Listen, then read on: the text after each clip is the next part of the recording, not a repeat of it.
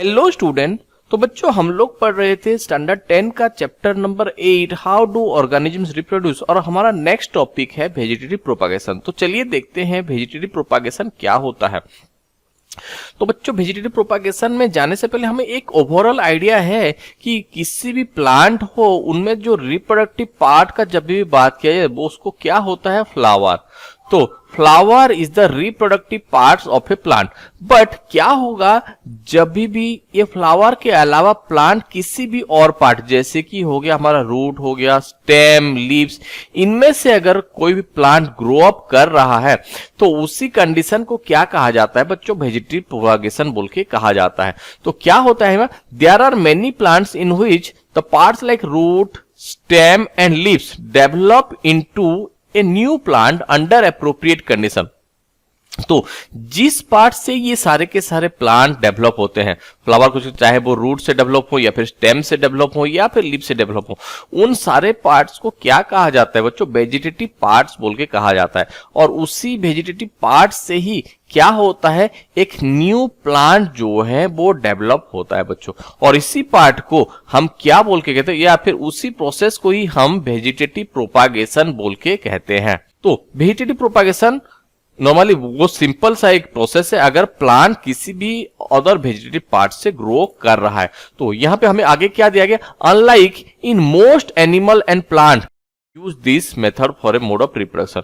हो गया, तो ये सिर्फ प्लांट्स में ही देखने के लिए मिलता है, किसी भी और आपका एनिमल्स हो गया या प्लांट में जो है ये प्रोसेस आपका काम नहीं करेगा। And this property of vegetative propagation is used in methods such as layering or grafting to grow many plants like sugarcane, roses, grapes और agriculture purpose। तो यहाँ पे हमें दो मेथड दिया गया है बच्चों, ये वेजिटेटिव प्रोपागेशन का दो मेथड्स दिया गया है। एक है हमारे पास लेयरिंग और एक होता है आपका ग्राफ्टिंग। इन दोनों मेथड्स को हम लोग थोड़ा सा समझते हैं ताकि हमें ये पूरा का पूरा टॉपिक जो समझ में आए। तो लेयरिंग क्या होता है बच्चों, जैसे कि मान के चलिए कि हमारे पास आपका एक जैस्मिन का प्लांट है, ये है हमारा जैस्मिन का प्लांट, कुछ इसी हिसाब से हो गया। तो फोर्सफुली हम लोग क्या करते हैं, इसकी जो डाली जो रहते हैं, इसी डाली को जो है हम लोग खींच के क्या करें, जमीन के ऊपर गाड़ देंगे। यहां से एक जमीन के अंदर जो कुछ भी है हम इसी प्लांट को गाड़ देते हैं। बट हम लोग एक बात याद रखना है बच्चों, तब तक हम लोग इसको सेपरेट नहीं करेंगे जब तक यहां से एक नया प्लांट नहीं बढ़ जाता। तो कुछ दिन बाद क्या होता है बच्चों, यहां से जो है जमीन से आपका जो है वो निकल के एक नया प्लांट जो है हमें यहाँ पे दिख जाता है। एक नया प्लांट जो है वो धीरे धीरे ग्रो कर जाता है फ्रॉम द ग्राउंड से लेके यहाँ पे जो है एक नया प्लांट ग्रो अप कर जाता है। तब जाके हम लोग क्या करते हैं, इसको जो है मदर से सेपरेट करते हैं। और जैसे कि इसी प्रोसेस को आपका लेयर या फिर लेयर ऑफ सॉइल के हेल्प से किया गया, इसी प्रोसेस को क्या कहा जाता है बच्चों, लेयरिंग बोल के कहा जाता है।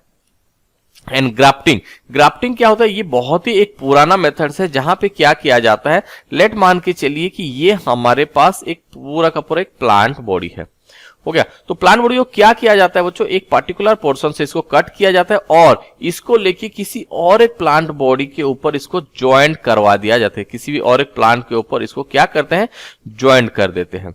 तो यहां से क्या हो जाता है, कुछ दिन बाद जो है ये प्लांट बॉडी जो है वो पूरा का पूरा ग्रो अप करता है और इसी मेथड को क्या कहा जाता है, ग्राफ्टिंग मेथड बोल के कहा जाता है। और ये बात हमेशा याद रखना है बच्चों, जो नीचे वाला जो पोर्शन जो रहता है इसको क्या कहता है, आपका स्टॉक हो गया, और ऊपर वाले पोर्शन को क्या कहते हैं, आपका स्कियोन बोल के कहते हैं, सियोन बोल के कहा जाता है। तो ये दोनों के दोनों मेथड से वेजिटेटिव प्रोपागेशन भी किया जाता है। तो अभी देखते हैं कि क्या होता है देन। और ये पूरा का पूरा ग्राफ्टिंग मेथड को यूज करके हम लोग क्या क्या उगाते हैं बच्चों, जैसे सुगरकेन हो गया, रोजेस हो गया, ग्रेप्स हो गया, इन सबको एग्रीकल्चरल पर्पस के लिए यूज किया जाता है। देन नेक्स्ट हमें दिया गया, plants raised by vegetative propagation can bear flower and fruits earlier than those produced from the seeds. तो ये एक उसका एडवांटेज है बच्चों। तो क्या है, अगर हम वेजिटेटिव प्रोपागेट करके किसी प्लांट को अगर ग्रो अप करवाते हैं तो इनमें फूल हो गया, फल हो गया, ये बहुत जल्दी से जल्दी आएंगे अगर हम कंपेयर करते हैं किसी सीड से अगर प्लांट ग्रो हो रहा है तो ये एक उसका एक एडवांटेज है। Then such methods also make possible the propagation of plants such as banana, oranges, rose, jasmine that have lost the capacity to produce seed. तो ये ऐसे प्लांट्स में भी हम लोग किसी वेजिटेटिव प्रोपागेशन मेथड को कर सकते हैं जहां पे उस प्लांट का या फिर उसी फ्रूट्स का सीड कैपेसिटी जो है वो लॉस्ट हो गया रहता है। जैसे कि यहाँ पे ऑरेंज दिया गया है, लेकिन ऑरेंज में सीड्स तो प्रेजेंट रहते हैं, बट वो जो है वो एक न्यू प्लांट में ग्रो अप नहीं कर सकते। इसी तरह के प्लांट में भी हम क्या वेजिटेटिव प्रोपागेशन प्रोसेस को इस्तेमाल कर सकते हैं। तो ये बात भी मैं समझ रहा हूं आप लोगों को पूरा क्लियर हो रहा है। तो सबसे पहले क्या होता है, अगर हम वेजिटेटिव प्रोपागेशन से करते हैं तो जल्दी से फ्रूट्स फ्लावर आते हैं। जिन प्लांट में सीड्स कैपेसिटी लॉस्ट हो चुका है उसी प्लांट को भी हम लोग जो है वो ग्रो अप कर सकते हैं। हो गया। Then another advantage of vegetative propagation is that all plant produce genetically similar. और जो कुछ भी प्लांट बनेंगे ये क्या होंगे, जेनेटिकली सिमिलर होंगे। इसका मतलब जो भी डिजायर कैरेक्टरिस्टिक्स को हम कंसीडर करते हैं उसी सारे के सारे कैरेक्टरिस्टिक्स जो है हमें नए प्लांट में या फिर वेजिटेटिव प्रोपागेशन के बाद जो प्लांट्स हमें मिलेगा इन सब में भी हमें वही सेम कैरेक्टरिस्टिक्स देखने के लिए मिलेंगे। तो ये था बच्चों वेजिटेटिव प्रोपागेशन। तो यहाँ पे आपको क्या क्या याद रखना है, सबसे पहले याद रखना आपका लेयरिंग क्या होता है, ग्राफ्टिंग क्या होता है। देन आपको ये तीन जो एडवांटेज है वेजिटेटिव प्रोपागेशन का, इसको पूरा का पूरा अच्छी तरह से थोड़ा सा आपको पढ़ना है और एग्जाम्पल के साथ। मतलब लेयरिंग से और आपका ग्राफ्टिंग से हम कौन कौन से प्लांट उगा सकते हैं, ऐसे प्लांट्स का नाम बताओ जिनमें सीडलिंग कैपेसिटी जो होता है वो आपका लॉस्ट हो चुका है। ये सारे के सारे भी जो है आपको पूछा जा सकता है। तो थोड़ा इसको अच्छे से देखना। और यहाँ पे जो एक्टिविटीज हमें दिया गया है बच्चों, यहाँ पे बोला गया है और किस किस प्लांट में आपका कहां कहां से प्लांट ग्रो करते हैं या फिर उनका वेजिटेटिव पार्ट्स क्या होता है। उसी हिसाब से अगर हम एक पोटैटो देखते हैं तो पोटैटो के पास क्या होता है बच्चों, पोटैटो में बहुत सारे ऐसे छोटे छोटे पार्ट्स होते हैं। अगर लेट मान के चलिए कि ये क्या होता है, ये एक हमारे पास पोटैटो है, तो यहाँ पे हम लोग अगर देखें छोटे छोटे आपका जो नॉच जैसे स्ट्रक्चर हमें यहाँ पे देखने के लिए मिलेगा। और इसी पार्ट को क्या कहा जाता है, इसी पार्ट को आई ऑफ पोटैटो बोल के कहते हैं। और इसी आई ऑफ पोटैटो से एक नया प्लांट जो है वो ग्रो करता है। तो अगर एक पोटैटो का बात किया जाए, पोटैटो में वेजिटेटिव पार्ट्स क्या होगा, आय, उसी का जो आय जो होता है उसी पार्ट से ही क्या होता है, वेजिटेटिव प्रोपागेशन होता है। और उसी हिसाब से अगर लीव्स का एग्जांपल अगर लिया जाए तो लीव्स में हमारे पास बस एक ही एग्जांपल हमारे बुक में दिया गया है, ब्रायोफाइलम, जहां पे क्या होता है, इसकी जो लीव्स की जो लाइनिंग जो होते हैं या फिर लीव्स के जो मार्जिन होते हैं यहीं से ही एक पूरा का पूरा प्लांट जो है वो ग्रो अप करता है। तो ब्रायोफाइलम लीव्स के लिए लीव्स मार्जिन हो गया क्या बच्चों, वेजिटेटिव पार्ट्स, जहां से एक पूरा का पूरा प्लांट जो है वो ग्रो कर रहा है। समझ में आ रहा है बच्चों। बढ़ते हैं आगे, हमारे टॉपिक को आगे बढ़ाते हैं। नेक्स्ट हमें एक्टिविटी 8.6 में दिया गया है। जैसे देखो पहले तो ये आ गया हमारा पोटैटो वाला, ये हो गया हमारा लीव्स का। अभी बात आता है यहाँ पे स्टेम का। स्टेम का अगर बात किया तो मनी प्लांट को आप लोग क्या करते हो, एक या दो leaves cut some pieces such that contain at least one leaf, वहां पे एक लीव्स होना चाहिए। और इसी को अगर हम किसी भी वाटर के अंदर रख देते हैं तो धीरे धीरे कुछ दिन बाद हम लोग देखेंगे ये प्लांट भी जो है ये पूरा का पूरा एक्चुअली ग्रो अप हो चुका है या फिर एक नए प्लांट में वो कन्वर्ट हो जाता है। और इसी प्रोसेस को क्या कहा जाता है बच्चों, वेजिटेटिव प्रोपागेशन बोल के कहा जाता है। क्लियर है यहां तक। देन नेक्स्ट हमारे टॉपिक की तरफ बढ़ते हैं बच्चों। नेक्स्ट टॉपिक हमें क्या दिया गया है, टिश्यू कल्चर। ये एक मॉडर्न टेक्निक है। तो इसी टेक्निक में जनरली क्या किया जाता है, सबसे पहले देखते हैं क्या दिया गया है। In tissue culture new plants are grown by removing tissue और separating cells from the growing tips of a plant. सबसे पहले क्या किया जाता है, किसी प्लांट से जो ग्रोइंग पार्ट होता है, लेट सपोज मान के चलिए कि ये हमारे पास एक पूरा का पूरा प्लांट है। तो ये पूरा का पूरा प्लांट है, तो इसी प्लांट से क्या करेंगे, जो ग्रोइंग पार्ट होता है हो गया या फिर जो टिप ऑफ में जो सॉफ्ट पार्ट जो होता है, यहां से सबसे पहले क्या किया जाता है, कुछ सेल्स को जो है वो कट करवा दिया जाता है। और उसी सेल्स को कट करने के बाद क्या किया जाता है, नेक्स्ट स्टेप इनका यही होता है कि इनको जो है एक आर्टिफिशियल मीडियम में इसको ग्रो अप करवा दिया जाता है।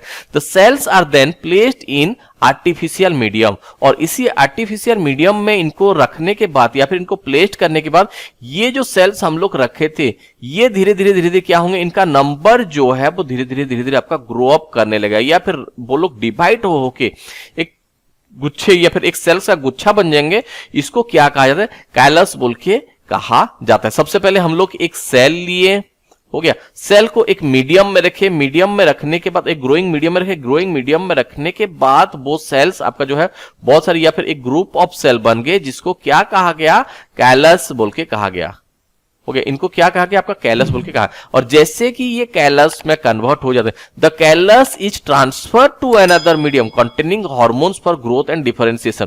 तो ये बेसिकली क्या होता है, ये कैलस जब भी ये कन्वर्ट हो जाते हैं इनको और एक मीडियम में ट्रांसफर किया जाता है जहां पे उनको सप्लाइड किया जाता है, या फिर जो मीडियम में क्या होता है ग्रोथ हार्मोन्स प्रेजेंट होते हैं एंड डिफरेंशिएशन के लिए आपका कैपेबल हो सके। मतलब इस कैलस को अगर यहां पे रख देंगे तो इनमें क्या आ जाएंगे बच्चों, यहां पे छोटे छोटे रूट्स जो है हमें यहां पे दिखने लगेंगे, छोटे छोटे रूट्स जो है हमें यहां पे देखने के लिए मिल जाएंगे, क्योंकि यहां पे ग्रोथ हार्मोन रहता है और डिफरेंशिएशन के लिए भी हार्मोन्स प्रेजेंट रहते हैं। हो गया।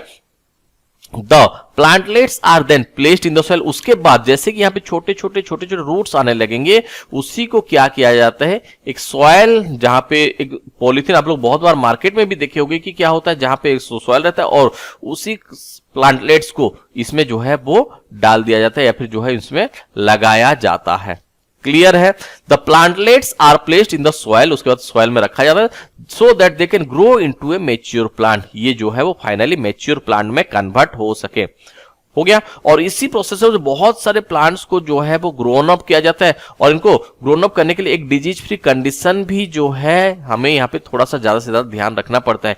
Using tissue culture many plants can grown from one parents in disease free condition. Disease free condition में इनको उगाया जाता है and this technique is commonly use in ornamental plants. और ये टिश्यू कल्चर का पूरा जो टेक्निक्स है इनको ज्यादातर यूज कहां पे किया जाता है बच्चों, आपका ऑर्नामेंटल प्लांट्स में यूज किया जाता है। तो सिंपली समझो, टिश्यू कल्चर से जो ग्रोइंग पार्ट से सबसे पहले एक सेल को निकाला जाता है, सबसे पहले एक सेल को जो है हम लोग सेपरेट करते हैं, उसी को एक आर्टिफिशियल मीडियम में रखा जाता है जहां पे ये लोग ग्रो अप होते हैं, जिनको कैलस बोल के कहा जाता है।